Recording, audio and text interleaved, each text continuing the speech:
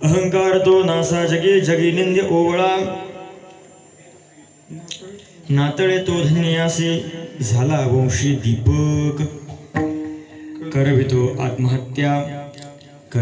आत्महत्या निधी सत्या आतळू नातळे तो धन्यासी झाला वंशी दीपक तुका म्हणे गुरगुरी माता थोर धरोनी नातळे तो धन्यासी झाला वंशी दीपक पांडुरंगा करू प्रथम नमन दुसरे चरणा संतांची या त्यांच्या कृपादाने कथेचा विस्तार बाबाजी सद्गुरु दास तुका ओम योंतः प्रविश्य हो आजवां प्रसक्तां संजीवयत्यखिल शक्तिधर स्वधाम्नां अन्यांशहस्तचरण श्रवणत्वगादिन् प्राणान् नमो भगवते पुरुषाय तुभ्यं वंशी विभूषितकरान्नवनीरदाभात् पीताम्बरात् अरुणदिन् विफलादरोषात् पूर्णेन्दु सुंदर मुखादरविंद नेत्रात् कृष्णात् परम किमपि तत्त्वमहं न जाने नमो ज्ञानेश्वरा निष्कलंका जयांची गीतेची वाचिता टीका ज्ञान होय लोक अतिभाविक ग्रंथार्थिया नमो ज्ञानेश्वरा निवृत्ती उदारा सोपान देवा मुक्ताबाई नमो त्रिभुवन पावनी आध्यत्रे जननी देवांची श्री संतांची माथा चरणावली श्री संतांची माता चरणावली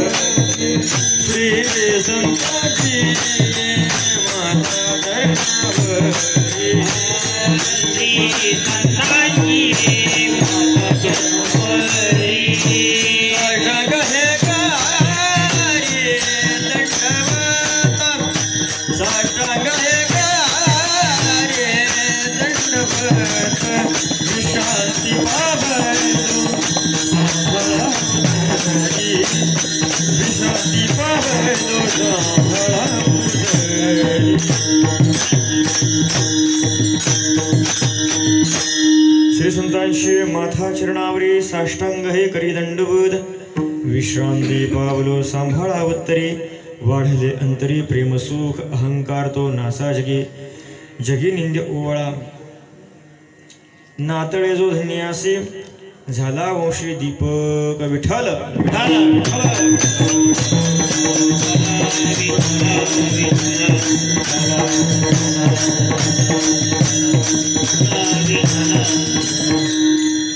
प्रस्तुत प्राप्त प्रसंगी सेवेकरता निवडलेला अभंग वैराग्याचे मूर्तिमंत पुतळे देहूचे सुप्रसिद्ध साधू प्रातस्मरणीय सद्गुरू अलिबागकर महाराजांच्या परंपरेचे मूळ पुरुष मानलेले तथा आपल्या वैराग्यानं ज्या आपल्या उदार अंतःकरणानं ज्यांनी या महाराष्ट्रामध्ये पहिली कर्जमाफी केली दुष्काळामध्ये लोक अन्न करताना कुणालाच ज्यांची दया आली नाही अक्षरशः लोक आपल्या आपतिष्टांना फाडून खात असताना अशा काळामध्ये ज्यांनी कर्जमाफी केली आणि या आपल्या वाट्याची सर्व कर्जखतं इंद्राणी मातेच्या गर्भामध्ये विलीन केली ते सर्व जगाचे जगन्मान्य जगद्गुरू श्रीमंत श्री तुकोबाराय यांचा साधकाला उपदेश करणारा साधकाची वाटचाल कशी असावी याचा मार्मिकपणे वर्णन करणारा अभंग सेवेकरता घेतलेला आहे विठ्ठल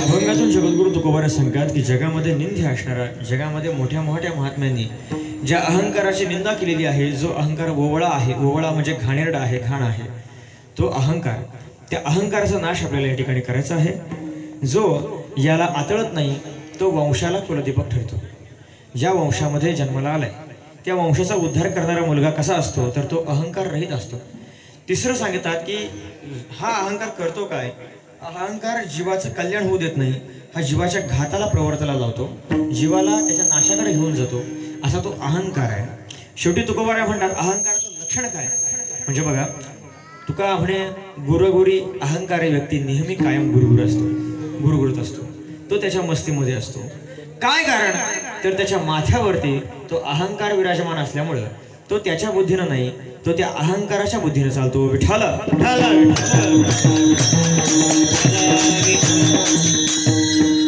या संसारामध्ये जन्माला आल्यानंतर आपण कोणत्या वंशामध्ये जन्माला आलोय याला महत्व नाही आपण कुणाच्या घरामध्ये जन्माला आलोय यालाही महत्व नाही आपला बॅकग्राऊंड कसा आहे आपल्याला परमार्थ करायचा आहे पण आपल्या घरामध्ये यापूर्वी कोणी परमार्थिक झाला आहे की नाही यालाही महत्व नाही परंतु यापुढं आपली बुद्धी स्थिर ठेवून आपली साधना चांगली करून आपला उद्धार कसा करायचा हे ज्याच्या त्याच्या हातामध्ये आहे.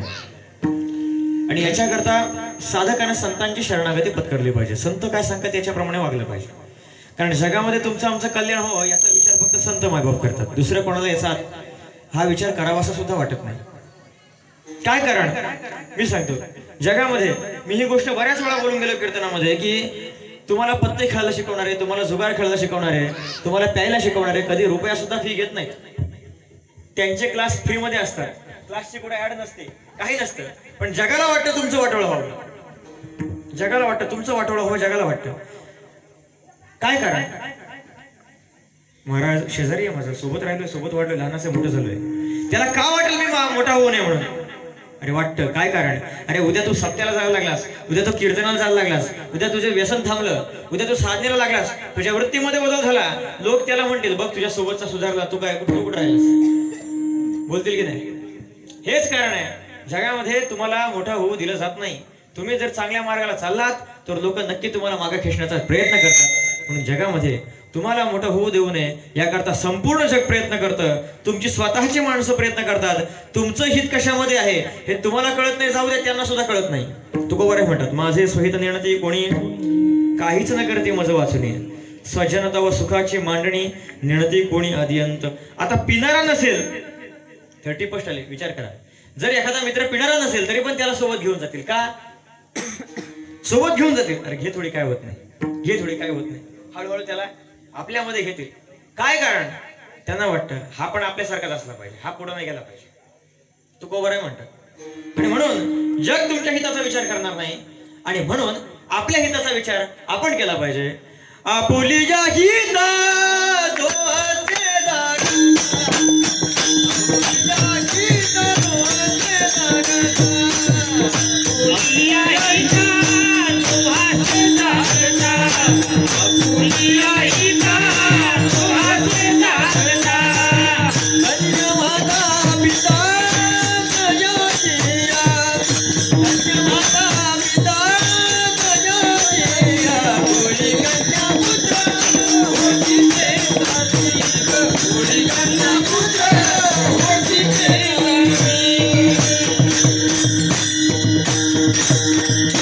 जगद्गुरु तुकोबाराय धन्यता देतात की जो आपल्या हिताचा विचार करतो, जो आपल्या हिताच्या ठिकाणी जागा आहे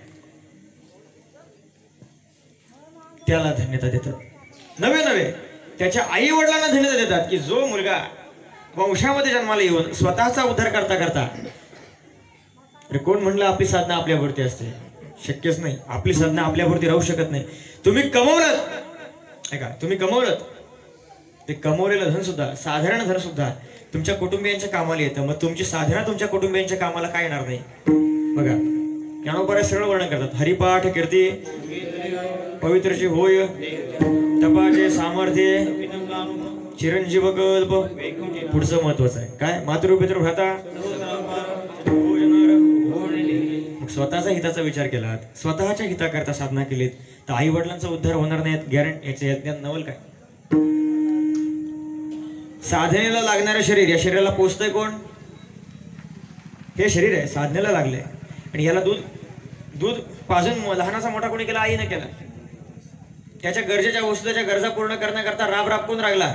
बाप राबला.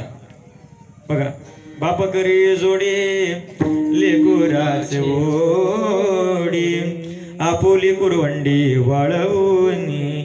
अरे जगामध्ये आपला बाप असतो, ज्या बापाला वाटतं माझा पोरगा माझ्यासारखा व्हावा, आपला पोरगा आपल्यासारखा व्हावा. मंदिरामध्ये कधी गेलात, लहानपणी जेव्हा तुम्ही पहिल्यांदा मंदिरात गेलात, जेव्हा देवासमोर गेल्यानंतर पहिली घंटा वाजवली, ती पहिली घंटा कुणाच्या खांद्यावर बसून वाजवली? ती बापाच्या खांद्यावर बसून वाजवली. काय कारण? त्याला वाटतं मी संसारामध्ये आहे, संसार करताना माझ्या मुलानं माझ्यासारखा संसार करावा, पण देवाजवळ जाताना ऐका, देवाजवळ जाताना माझ्या मुलांना माझ्या आधी देवाजवळ पोहोचावं म्हणून बाप आपल्याला खांद्यावर घेतो. म्हणून आपल्या कर्माचा थोडासा वाटा आई बापाला लागतोच लागतो. आज ज्या ठिकाणी सेवा आहे, आपल्या पंचकृषी मधलं शेवटचं गाव पुण्यपावन नक्षत्र धानकाने. धानकाने गावामध्ये आमचे परमस्नेही परम मित्र म्हणण्यापेक्षा बंधुराज आमचे मोठे हरिभक्तपरायण नितीन महाराज कचरे यांच्या मुलाचा मल्हारचा आज वाढदिवस आहे. जगामध्ये मुलगा जन्माला आला की गिरीत आहे, त्या मुलाच्या गळ्यामध्ये सोन्याचा गंडा लावतात, सोन्याचा गणपती करतात. अरे ज्या ज्या मुलाच्या गळ्यामध्ये सोन्याचे गंडे घातलेत, सोन्याचा गणपती बसवलाय, तो पोरगा उद्या आई बापाचे दिवस सोन्याचे आणेल याची गॅरंटी देत नाही. परंतु ज्या ज्या मुलाच्या गळ्यामध्ये पवित्र तुळशीची माळ घातली, तो मुलगा आई बापाचे दिवस सोन्याचे आणेल, पण मरायच्या आधी आपल्या जीवनाचं पण सोनं केल्याशिवाय मरणार नाही महाराज. म्हणून मुलाला जन्माला घालताना त्याच्या गळ्यामध्ये सोन्याचा गंडा घाला न घाला हा तुमचा प्रश्न आहे, पण त्याच्या गळ्यामध्ये पवित्र असणारी तुळशीची माळ नक्की घाला. लोक वाढदिवस करतात, हे आता वाढदिवसाचा फॅड आता सगळीकडे चाललंय. लोक वाढदिवसाला काय करतील ना भरोसा नाही, किती कोंबड्या कापतील, किती लोकांना पाचतील याची गॅरंटी नाही. आणि अनुभव सांगतो, ज्या ज्या लोकांनी आपल्या मुलाच्या वाढदिवसाला लोकांना नको नको ते खायला घातलं, नको नको ते पाजलं ना, त्यांच्या जीवनाची पुढे जाऊन राख रांगोळी झाली. नावं सांगत नाही, एकांतात भेटा सांगेन तुम्हाला. वास्तव आहे महाराज, वास्तव आहे. आपल्या आयुष्याची सुरुवात ही भगवंताच्या स्मरणाने झाली पाहिजे. आपल्या दिवसाची सुरुवात जशी भगवंताच्या स्मरणाने होते, तसा हा आपला दिवस आहे, हे आपलं आयुष्य आपला दिवस आहे, आणि याची सुरुवात भगवंताच्या स्मरणाने झाली पाहिजे. या जगामध्ये जन्माला आल्यानंतर कशा करता आलो, काय करायचंय, काय घेऊन जायचंय, काय ठेवून जायचंय याचा विवेक असला पाहिजे. आणि याच्या करताची कीर्तन सेवा आहे. विठ्ठल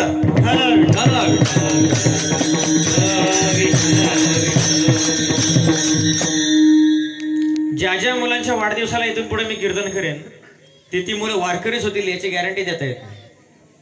पण हे घर असं आहे, या घरातला हा मुलगा पुढे जाऊन वारकरी होईल, पुढे जाऊन परंपरा चालवेल याची गॅरंटी मी काय सगळे पोरं देतील आमची. काय कारण, हा रक्ताचा गुण आहे. अरे वाघाच्या गुहेमध्ये कुत्र्याचं पोरगा कधी जन्माला येत नाही, ऐका, वाघाच्या पोटी कधी कुत्रा जन्माला येत नाही. तसं आहे. असे कुटुंब आपण जर पाहिलं तर कुटुंबातले वडील विणेकरी, मुलगी पण हरिपाठामध्ये चालीमध्ये तरबेज, दोन्ही भावंड तरबेज, सगळं आहे. पोरगा तरी असा कसा निघतो, पोराची तर रासच धरून आहे. असं आता कसं आहे की एक काळ असा होता की आम्ही सुद्धा जेव्हा नवीन नवीन आलो होतो पंचकृषीमध्ये शिक्षण घेऊन, आणि त्यावेळेला भाऊने आम्हाला सपोर्ट केलेला आहे. त्या काळात पहिल्यांदा कार्यक्रमाला भाऊनेच नेला असल्यामुळे थोडे ऋण आमच्या पण माथ्यावरती राहिलेत. त्याच्यामुळे किती जरी झालं तरी त्याच्याकरता प्रयत्न करणं आमचं पण कर्तव्य आहे. याचं शिक्षण काय, त्याला तरबेज कसं करायचं काय, याचा थोडाफार विचार आमच्या पण मनामध्ये आहे. आणि म्हणून मुलगा वायाला जाणारच नाही, मुलगा चांगला तयार होईल याची गॅरंटी आम्ही देतो. विठ्ठला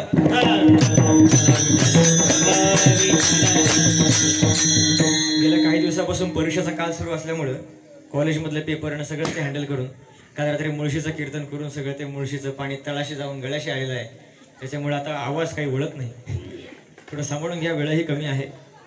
असो, तर जीवनामध्ये जन्माला आल्यानंतर काय करावं, जन्माला आल्यानंतर काय करावं, तर मरायचं कसं याचा आधी नीट विवेक करावा.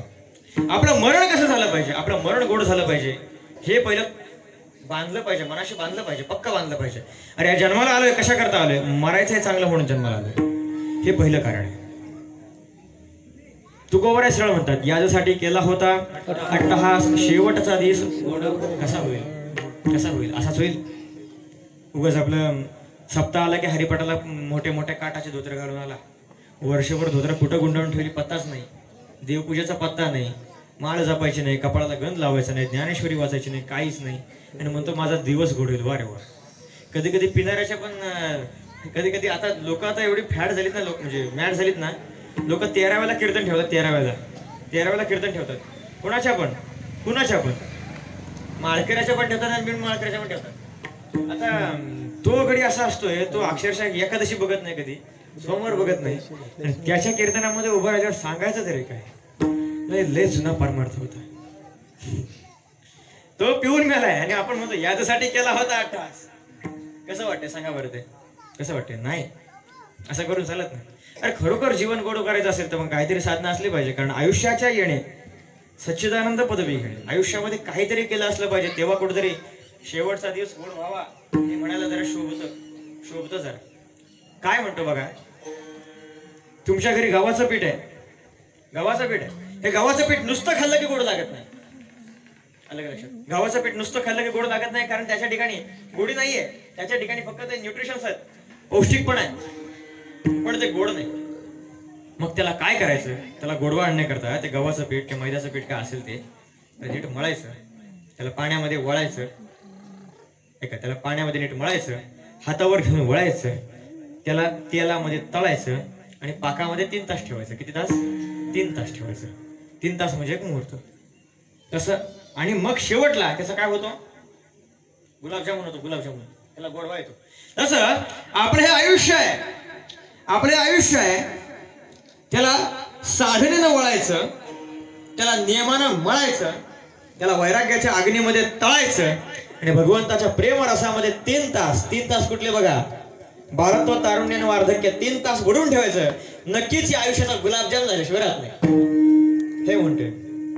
तसं आपलं आयुष्य गोड झालं पाहिजे आणि याच्याकरता प्रयत्न आपण केले पाहिजे. श्रीमंत श्री जगद्गुरु तुकोबाराय यांच्याकडे सर्व शिष्य मंडळी गेली. रामेश्वर भट्ट गेलेत, गंगाराम पंत मवाळ गेलेत, निळोबाराय गेलेत, जगनाडे महाराज गेलेत. सर्वजण समोर गेलेत. महाराजांना विचारलं, महाराज आम्हाला हे वाटतं आमचं जीवन चांगलं व्हावं, आमच्या जीवनाचं कल्याण व्हावं. नव्हे आमच्या जीवनाचं कल्याण झालं असेल तरी आज्ञा जीवनाचं कल्याण व्हायला पाहिजे. तर याच्याकरता उपाय काय? याच्याकरता क्रमशः साधना काय केली पाहिजे? याच्याकरता काय केलं पाहिजे? याच्याकरता काय वर्ज्य केलं पाहिजे आणि काय ग्रहण केलं पाहिजे याचा विवेक सांगा. महाराज म्हणाले ठीक आहे, मी सांगतो तुम्हाला विवेक. पहिली गोष्ट म्हणजे काय ग्रहण केलं पाहिजे हे मी तुम्हाला नंतर सांगेन. कुठलाही डॉक्टर आधी पथ्य सांगतो आणि मग औषध देतो, बरोबर की नाही?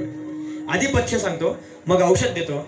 तसं तुकोबाराय औषध नंतर सांगतात, पहिलं पथ्य सांगतात. अभंगाचं प्रथम चरण. अहंकार तो नासा भेद, अहंकार तो नासा भेद, अहंकार तो नासा भेद,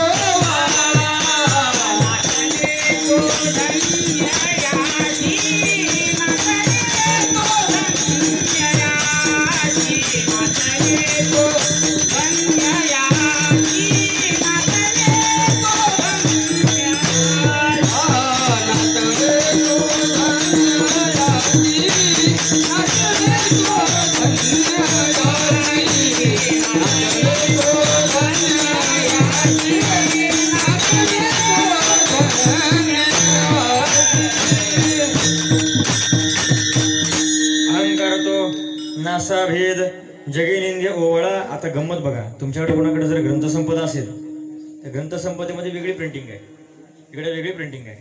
काय गडबड आहे? हाच आहे. हल्ली आपण मोबाईलवर बसून चालणारच नाही, मोबाईलवर काही येत आहे. हा दोष आहे, समजून घ्या. अहंकार तो नासा भेद जगे निंदे ओवळा. जगामध्ये आल्यानंतर काय केलं पाहिजे? पहिला अहंकार केला पाहिजे.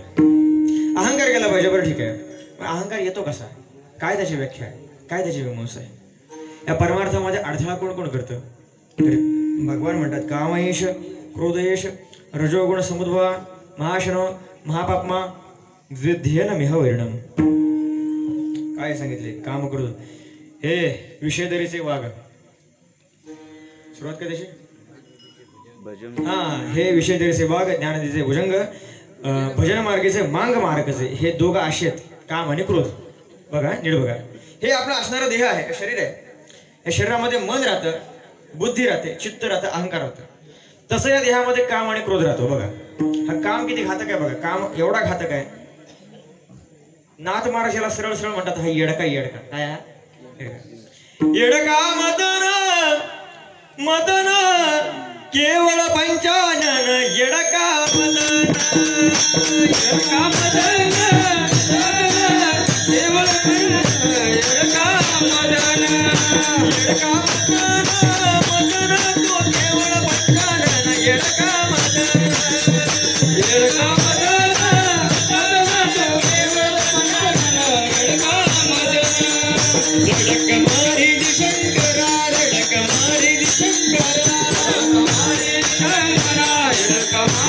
गेला ब्रह्मयाचा मातेरा, गेला ब्रह्मयाचा मातेरा, गेला ब्रह्मयाचा मातेरा, गेला ब्रह्मयाचा मातेरा. इंद्रचंद्राची ताकद रागा, इंद्रचंद्राची ताकद रागा, लावी दाजेने, लावी दाजेने, तो केवळ पंचाक्षरी जडका मदान, जडका मदान,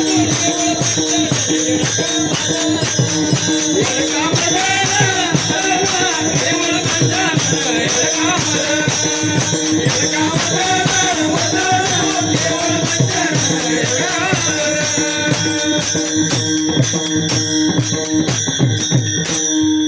येडका मदन, मदन तो केवळ पंचानन, येडका मदन.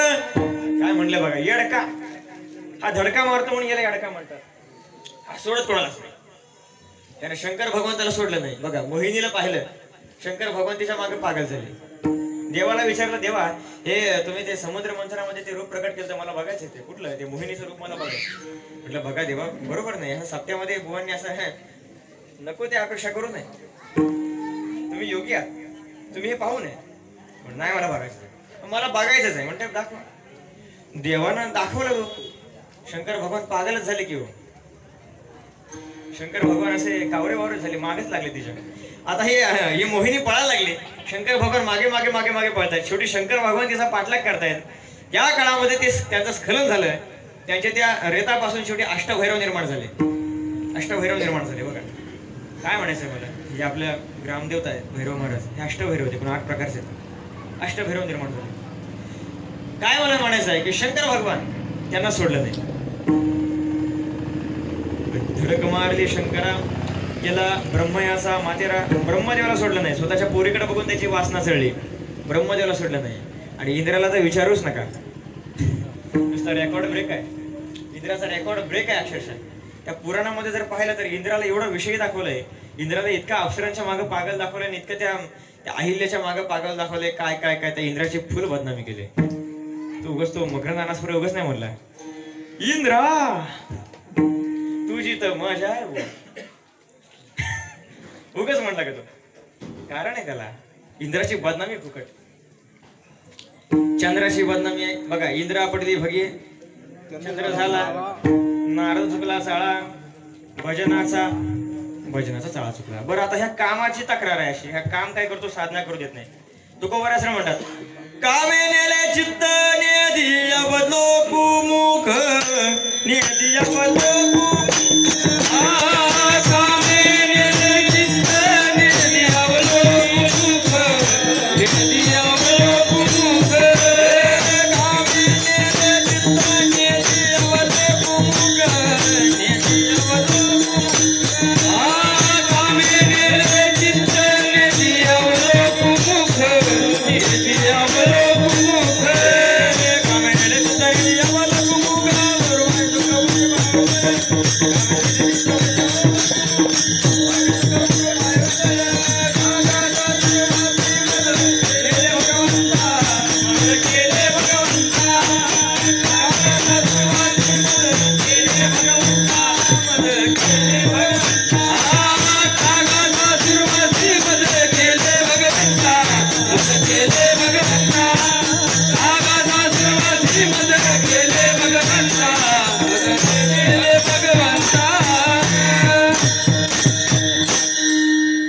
कामे नेले चित्त नेदिया बदलो मुख, या देहामध्ये राहणारा जो मन आहे, या मनानं ही कामाची तक्रार या देहातल्या ठाणेदाराकडे नेली. कोणाकडे नेली? क्रोधाकडे. आता क्रोधाने ती तक्रार पाहून घेतली. क्रोध म्हणतोय, काम कोण आहे? कामात क्रोध विजयते. माझ्याच बापाची तक्रार माझ्याकडे का? क्रोध कसा निर्माण होतो? कामात क्रोध विजयते.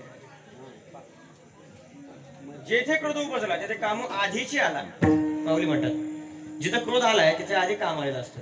काम पूर्ण नाही झाला तर क्रोध निर्माण होतो असं म्हणलेलं आहे. तर तो क्रोध म्हणतोय, ह्या माझ्याच बापाची तक्रार माझ्याजवळ आणली टेबलावरती, आता कसं शासन करायचं? मग त्यानं काय केलं, सरळ ह्या मनाची सुपारी देऊन टाकली. काय दिली? सुपारी देऊन टाकली. बाबा डेंजर आहे हा, पुढे पुढे जाऊन आपल्याला लय घातक सिद्ध होणार आहे. कोण? मन. मन डेंजर आहे. मन, बुद्धी, चित्त, अहंकार, 4 अंतःकरण चतुष्टय असे 4 प्रभाग आहेत. मन आहे, बुद्धी आहे, चित्त आहे. बुद्धीला वळवते ते बुद्धी स्थिर होऊ शकते. चित्त पण देवाला प्रार्थना करावी लागते. माझे चित्त तुझे पायी राहायसी करी काय चित्ते तुझे पाय डोळा रूपाचे ध्यान अखंड मुखी नाम तुझे वर्णावे गुण. देवाची प्रार्थना करून चित्त पण वळवता येतं, पण मनाला मात्र डेंजर आहे. मनाची कमजोरी आहे. मनाला कंट्रोल करणं अवघड आहे, पण मन घातक आहे आपल्यासाठी. का? अरे मन जर स्थिर झालं, बुद्धी स्थिर झाली, चित्तही स्थिर झालं. बघा, मन स्थिर झालं तर बुद्धी पण स्थिर होईल. तो काय करेल? बुद्धीला स्थिर करेल. ती बुद्धी स्थिर झाली तर चित्ताला पण स्थिर करेल. आणि परिणाम काय होईल? अहंकाराचा नाश होईल. आणि अहंकाराचा नाश झाला तर आपलं काही खरं नाही. तुकोबाराय म्हणतात, जगामध्ये संतांची कृपा झाली. संतांची कृपा जेवढी आवश्यक आहे, देवाची कृपा जेवढी आवश्यक आहे, तेवढी मनाची पण कृपा आपल्यावर आवश्यक आहे महाराज. कारण मन जर स्थिर नसेल, काय काय करतो या मना परी नायके नारायणा करू नये त्याची करी वंचना नेऊनी पतना आदरले. ते मन चंचल आहे, पण ते चंचल असणारं मन स्थिर झालं आणि त्यानं जर आपल्यावर कृपा केली, मग तुकोबाराय म्हणतात, मनुराजा एक देह पुरी असे नंद तू त्यासी दोघी नारी पुत्र पौत्र संपन्न भारी तेने कृपा केली आमावरी गा मनवनी आलो या देशा. या देशाला आलो काय कारण? अरे मनाने कृपा केली म्हणून. उगाच आम्ही परमार्थाला लागलो नाही, उगाच आम्ही साधण्याला लागलो नाही. मनाने कृपा केली तेव्हा लागलो. लोक हल्लेली म्हणतात, महाराज तुमच्या घरात माळ नाही. म्हणा आमची मनाची माळ आहे. मनाची माळ आहे आमची, मनाची माळ. म्हणायची घाल ना काहीतरी मनाची माळ. काय म्हणायचं आहे की माळा जरी घातल्या, किती जरी काय केलं जरी, तरी पण मनाची कृपा नसेल तर साधना हवी तशी होत नाही. बरं काय करेल? मन असणार बुद्धीला स्थिर करेल, ते बुद्धी असणारी चित्ताला स्थिर करेल. परिणामी अहंकाराचा नाश होईल. आणि अहंकाराचा नाश आपल्याला करायचा आहे. अभंगाचं प्रथम चरण. तळे तो धन्य यासी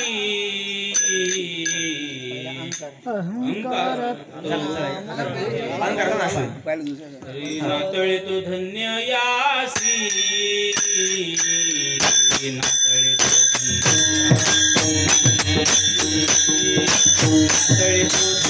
यासी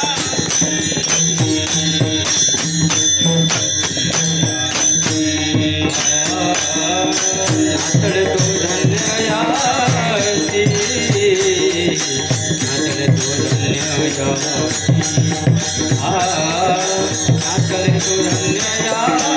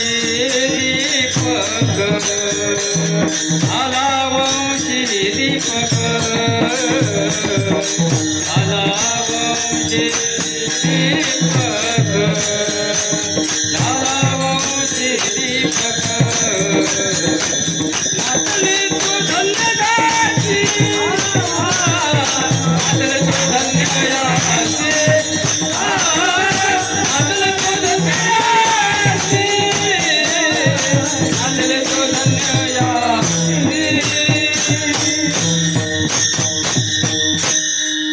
नातळे तो धन्यासी झाला वंशी दीपक. जर आपल्याला मुलगा झाला, तो मुलगा जर चांगला शिकला, चांगला परमार्थाला लागला, तर आपल्याला वाईट वाटेल का? चांगलं वाटेल, बरं वाटेल, उत्तम वाटेल, अभिमान वाटेल जरा त्याचा सुद्धा. पण गंमत अशी आहे, मुलगा अति शिकला. ऐका, दगडाचे काही प्रकार आहेत. दगडाचे एक चांगला चौकोनी चिरा असतो, एखादा असा त्रिकोणी कट केलेला असतो जरासा, बरोबर ना? हे दगड बांधकामामध्ये चांगले ठरतात. एखादा पूर्ण गोळगोळीत असतो, गोल राऊंड, ऑल राऊंडर.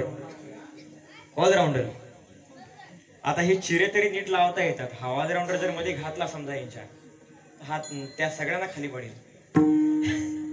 तसं आहे, ज्याला सगळंच येतं त्याच्याजवळ अहंकार पण पाहिला येतो. नवला अहंकाराची गोठी विशेषण लगे अज्ञाना पाठी सज्ञानाचे झोंबे कंठे नाना संकटी ना सवी. हा अहंकार भल्या भल्याकडे जात नाही. तो जातो कुणाकडे? चांगला विद्वान बघतो, चांगला मोठा बुवा बघतो, हरिभक्त परण प पू गु सगळं बघतो त्याच्याकडे आणि मग तिकडे जाऊन बसतो. असं कुणाकडे जात नाही तो. आणि आमच्यासारख्या बारक्यासारख्याकडे तो बघत पण नाही. हे नको म्हणतो यांच्याकडे काही तारखा नाही. तर हा अहंकार आहे, तो कुणाकडे जात नाही. एक चरित्र आढळतंय का राजाचं. तो राजा म्हणतो या संपूर्ण जगाचा पोशिंदा मी आहे, संपूर्ण जगाचं पालन मी करतो. या जगाला, या संपूर्ण जनतेचा बाप मी आहे. आणि तो राजा एका ठिकाणी किल्ला बांधतोय. त्या ठिकाणी एक साधू महात्मा आहेत. ते म्हणाले हा समोरचा एक दगड याला जरा फोडून दाखवा. फोडला गेला दगड, त्यातून एक बेडूक बाहेर आला. त्या बेडकाच्या त्या ठिकाणी तो खड्डा होता, त्या दगडामध्ये, त्या दगडामध्ये पाणी होतं. ते महाराज म्हणतायत वा राजे वा, दगडाच्या पोटातल्या बेडकाचं पण तुम्ही उदरनिर्वाह केलात, मानलं पाहिजे तुम्हाला. म्हणून मानवाचे देव चालवितो सत्ता, राहिली अहंता. तुमची सगळ्यांची सत्ता चालवतो रे, तुम्हाला कसला अहंकार आहे. म्हणून अहंकार नसला पाहिजे. आणि हा अहंकार, या अहंकाराला जो बाधत नाही, ज्याला या अहंकाराची बाधा होत नाही, तो खऱ्या अर्थाने वंशाला दीपक आहे. कसा बघा, जगामध्ये जन्म घेणारे बरेच आहेत, वारकऱ्याच्या घरात जन्म घेणारे बरेच आहेत. जी लोक वारकऱ्याच्या घरात जन्म घेत नाहीत ती पण लोक पुढे जाऊन वारकरी होतात, अशी पण बरीच आहेत. पण ती सगळेच्या सगळे लोक अहंकाराच्या बाधेला आदळत नाहीत असं आपण म्हणू शकत नाही. बघा कसं काय सांगून जातो. आपण शिवलीलामृत सर्वजण वाचता, शिवलीलामृत वाचता ना, शेवटचा अध्याय सुद्धा वाचता. पुढे पुढे त्या चिलियाचा दृष्टांत, चिलियाचा ते साधू महाराजांच्या रूपाने शंकर भगवान त्या चांगुण्याच्या घरी आले. म्हणाले मला इच्छा भोजन हवंय, इच्छा भोजन दे, इच्छा भोजन दे.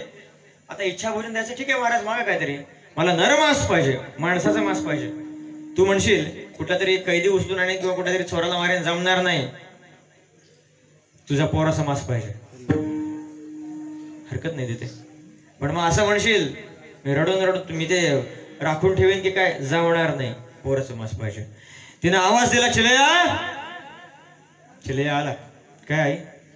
अरे बाळा, तुझ्या जीवनाचा सार्थक होणार आहे, तुझा हा देह खरोखर साधूंच्या सेवेमध्ये लागणार आहे. बाळा आपल्या घरी अतिथी आलेत. म्हटलं बघ, त्यांना नरमांस हवंय, तुझं मांस हवंय बाळा तुला त्यांना. आई एवढंच ना? अगं हा देह आजपर्यंत व्यर्थ चालला होता, माझा भोगामध्ये चालला होता, आज साधूंच्या कारणाला लागतोय. असू दे ना, लागू दे ना, अडचण काय बाळा, पण आज तुला या आयुष्याला मुकावं लागेल. जाऊ दे, हरकत नाही, हे पण रक्त आहे ते पण रक्त आहे, मला या देहाचा बिलकुल अहंकार नाही, जाऊ दे यांच्या पोटामध्ये. याला म्हणतात त्याग. पुढे कथानक भार मस्त छान आहे, मला तिथपर्यंत जायचं नाही. काय म्हणायचं आहे की अहंकार सोडून ज्याला अहंकाराची बाधा होत नाही. बघा तुम्ही, आपण म्हणतो अकल्प आयुष्य व्हावे ते आकुळा, माझी या सकळा हरिच्या दासा, कल्पनेची बाधा नहो कवणे काळी, ही संत मंडळी सुखी असो. पुढचं महत्वाचं आहे काय, अहंकाराचा वारा न लागो राजसा, माझी या विष्णुदासा भाविकांसी. देवा जगामध्ये अनेक विष्णूचा जन्म घेतील, त्यांची परंपरा चालेल, पण त्यांच्या पोरांना कधी अहंकाराचा वारा लागू देऊ नकोस. कोण म्हणतात? नामदेवराय. नामदेवराय म्हणतात. मग शेवटला म्हणतात नामा म्हणे ते या असावे कल्याण. पहिलं काय नसावं, ऐका, पहिलं काय नसावं म्हणतात. पहिलं काय म्हणतात? अकल्प आयुष्य व्हावे ते कुठं असावं. हा, नंतर कल्पनेची बाधा नव कवणे काळी नसावी, परत ही संत मंडळी सुखी असो असावी, परत अहंकाराचा वारा नसावा, आणि नामा म्हणे ते या असावे कल्याण. किती छान मांडणी बघा तुम्ही. हे संत मागतात आपल्यासाठी, अहंकार होऊ नये. अहंकार काय करतो महाराज? झाला अहंकार, चला ठीक आहे, झाला अहंकार. मग अहंकार करतो काय? अहंकार करतो काय? अहंकार करतो काय? अरे तू ज्याच्या करता आलायस ना तेच करू देत नाही. अभंगाचं तिसरं चरण. करवी तो आत्महत्या, करवी तो आत्महत्या, करवी तो आत्महत्या, करवी तो आत्महत्या, करवी तो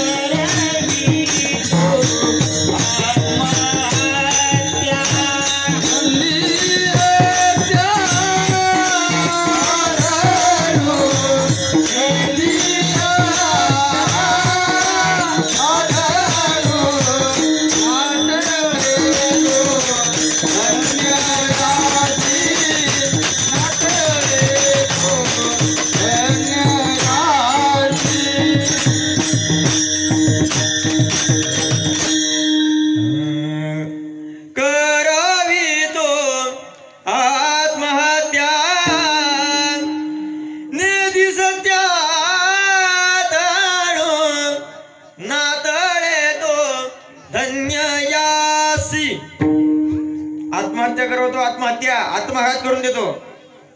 आत्महत्या करतो म्हणजे काय, फासाला लावतो का काय? फासाला लावतोच, फासाला लावतोच. सांगा तुम्ही आजपर्यंत जेवढी आत्महत्या जेवढ्या झाल्या त्याला कारण काय? कुठंतरी त्याच्यामुळे अहंकार असतोच की नाही. पण या ठिकाणी तुकोबरांची आत्महत्या म्हणायची आहे. ती आत्महत्या जरा वेगळ्या संदर्भाने, त्याचा अर्थ जरा वेगळा लागतो बघा. जरा तुकोबरांच्या जरासं अलीकडे या, 100 वर्ष मागे या.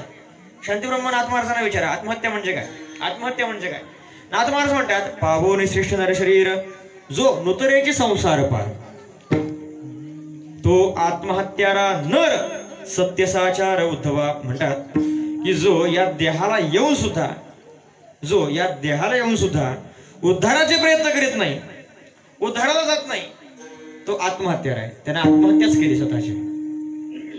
जगामध्ये याला जन्माला घालताना देवाला वाटलं होतं हा आता माझी भक्ती करेल, माझ्यासाठी काहीतरी करेल, माझा परमार्थ करेल, चांगला मस्तपैकी भजनाला जाईल, कीर्तनाला जाईल, ह्याला पाय वगैरे दिले छानपैकी, आणि हा जाऊन हळदीत नाचला. आता देवाला काय वाटलं असं सांगा बरं तुम्ही.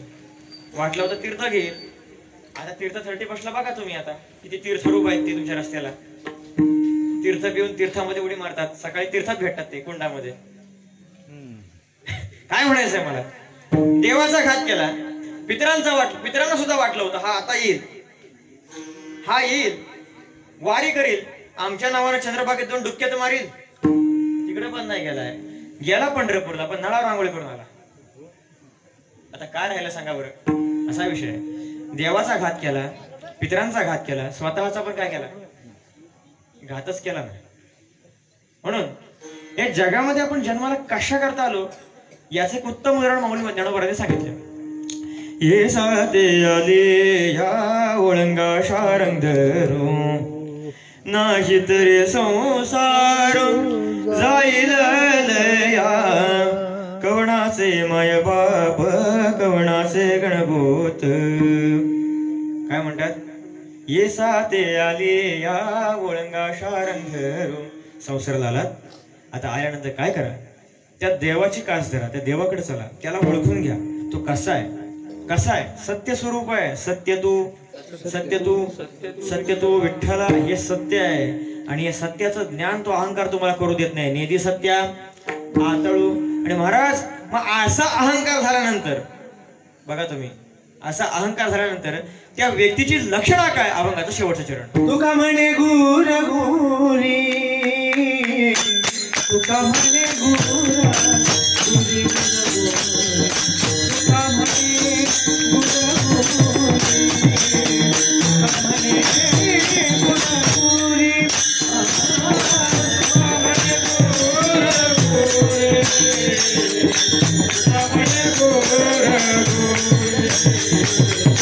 तुका म्हणे गुर गुरी, तुका म्हणे गुर गुरी, तुका म्हणे गुर गुरी,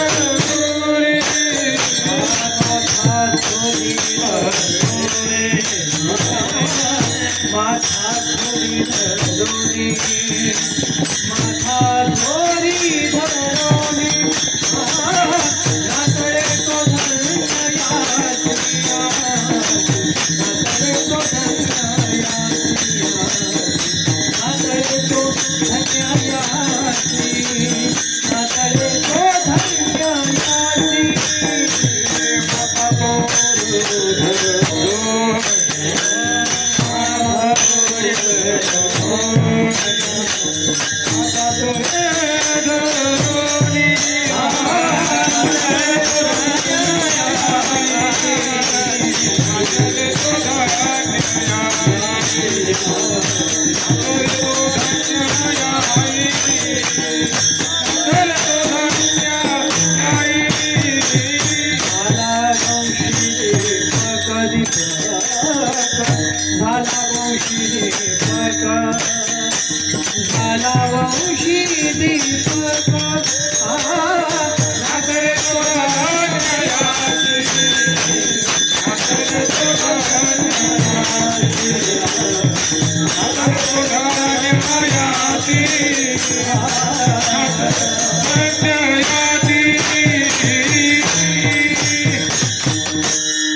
सीझन टाइमला जर आपले कलाकार आणि टाळकरी जर बेपत्ता झाले, ऐका, सीझन टाइमला जर आपले कलाकार टाळकरी बेपत्ता झाले तर कीर्तन बोंबलतात.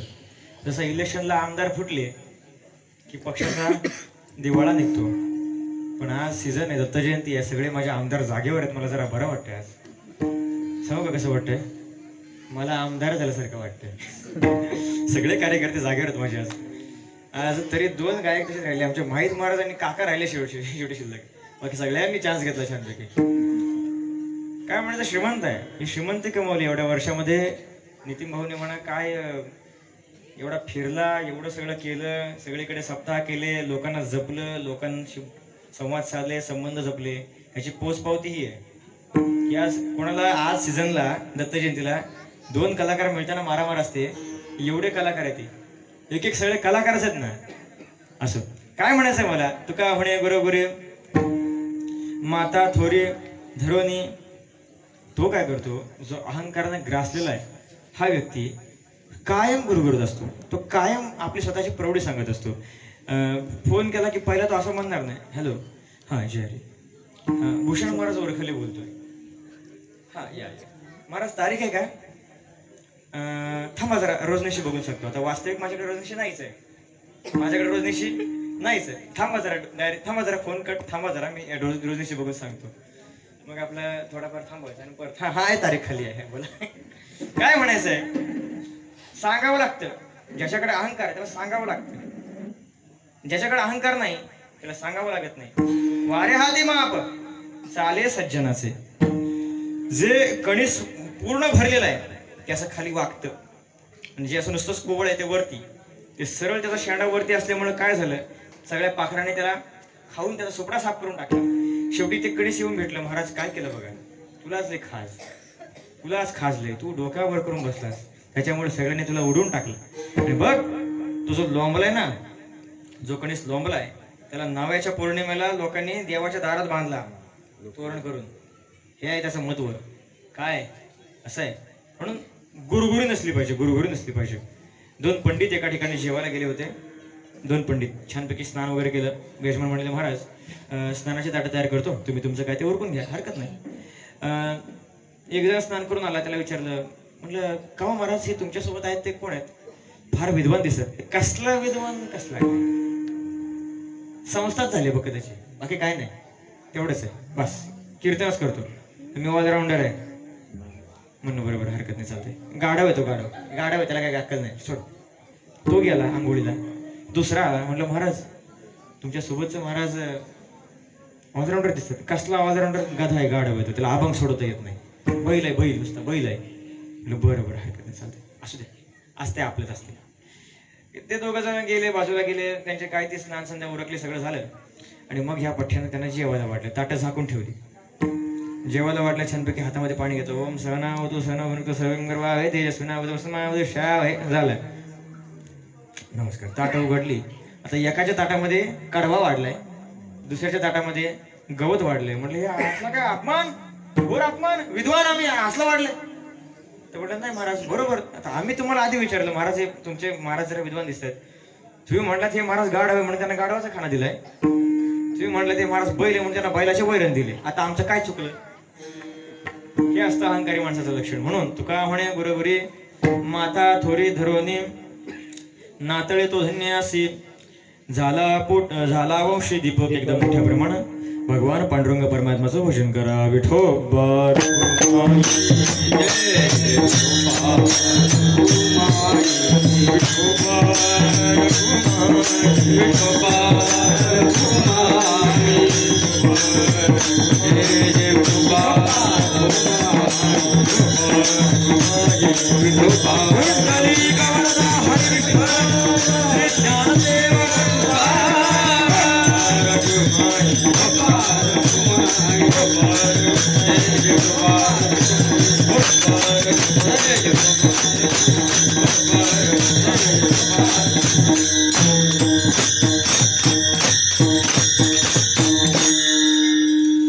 यथामती यथ अवकाश भगवान पांडुरंग परमात्मा चरणी सेवा अर्पण करण्याचा प्रयत्न केला.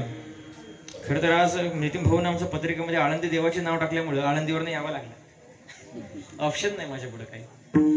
आणि कीर्तन करत असताना आज थोडाफार प्रकृती मनानं काही गडबड झाली असतील थोडेफार चाली गडबडली असतील, एखादं वाक्य गडबडलं असेल, काय असेल तर वयाचा दोष, वय झाला आता समजून घ्या. नाही झोप नाही काही दिवसापासून, पळून या गेली झोप अशी अवस्था आल्यामुळं समजून घ्या. आज खरं तर तुम्ही माझ्यापेक्षा एवढे वयोवृद्ध आहात, तपोवृद्ध आहात, ज्ञानाने वृद्ध आहात, तरीसुद्धा एका कालच्या पोराचं कीर्तन ऐकताय हा तुमचा मोठेपण आहे. त्याबद्दल तुमच्या चरणावरती मस्तक आहे माझं. पण तरीसुद्धा सांगतो की जर मुखातून एखादा वेडावाकडा शब्द निघाला असेल तर माझ्या ते वाणीचे अथवा बुद्धीचे दोष म्हणा आणि क्षमा करा. चांगलं असेल ते नक्की घेऊन जा. आपल्या मुलाला तुमच्या घरी जर कुठे वाढदिवस असेल तर एक वेळ तारीख देऊ नका, पण मुलाच्या वाढदिवसाला कीर्तनच ठेवा. नको नको ते काही ठेवू नका. एवढं जरी नेलं तरी खूप झालं, बाकी आम्हाला काही नको. बाकी उपस्थितांमध्ये सर्व आमचे कलाकार, आता सगळ्यांचीच नावं घेत नाही मी या ठिकाणी, आता सर्वांच्या परिचयाचेच असल्यामुळे आणि घरचे असल्यामुळं समजून घ्या. सर्वांना पुन्हा एकदा धन्यवाद देतो. सर्व कलाकार मंडळी, स्पीकर व्यवस्था शेवटपर्यंत सुद्धा शेट्टी मारली नाही, सगळं केलं त्याबद्दल त्यांचेही धन्यवाद. श्रोतृवर्गाचा धन्यवाद. आयोजक, नियोजक आणि आपल्या या मल्हारला आज वाढदिवसानिमित्त हार्दिक शुभेच्छा देतो. सेवेला पूर्णविराम देतो. न्यूनते पुरते अधिकते सरते करून घ्यावे तुमते विनवितो से तुमच्या पायाच्या प्रसादे काही बोलिलो विनोदे तुम्ही क्षमा करणे संती नव्हे अंगभूत युक्ती नव्हे हा उपदेश तुमचे बडबडलो शेष तुमच्या कृपेचे पोषणे जन्मोजन्मी तुका म्हणे ज्ञानेश्वर माऊली ज्ञानराज ज्ञानेश्वर माऊली ज्ञानराज माऊली राम तुकाराम